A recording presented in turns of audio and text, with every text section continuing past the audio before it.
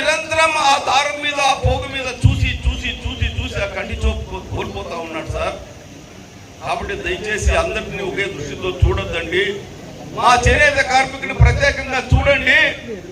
మా చేనేత కార్మికుని ప్రత్యేకంగా చూసి 50 సంవత్సరాలకే కంటి చూపు పోతా ఉంది. కాబట్టి దయచేసి 50 సంవత్సరాలు నిండిన ప్రతి ఒక్కరికి పెన్షన్ ఇవ్వండి.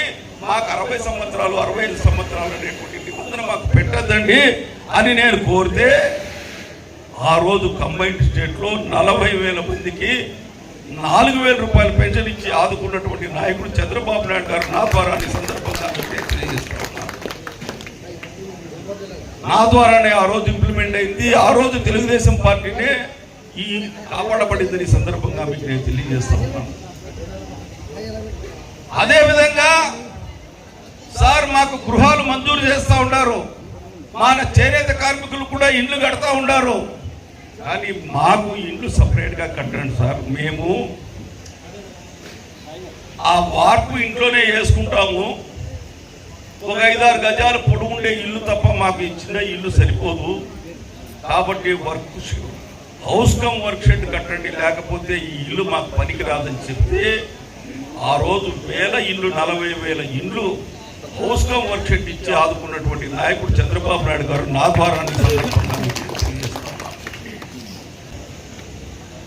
అదేవిధంగా చేనేత కార్మికుల యొక్క రుణాలు మాఫీ చేయమని డిమాండ్ చేశాం.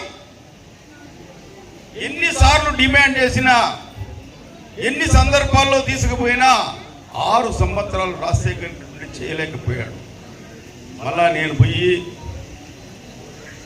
మన కిరణ్ కుమార్ రెడ్డితో కలిసి మాకెందుకు సహాయం చేయరు సార్, మా చేనేత కార్మికుడు ఏ విధంగా అప్పులు తెంచగలుగుతాడు సార్ మిల్లుల్లో తయారైండే వస్త్రానికి ఈరోజు చేనేత మీద తయారైండే వస్త్రానికి 30% తేడా ఉంది సార్. మేము మిల్లులు బయట అమ్ముకోలేకపోతున్నాం సార్. మేము వస్త్రాలు తయారు చేసిన తప్ప వేరే వృత్తి లేదు సార్ మాకి.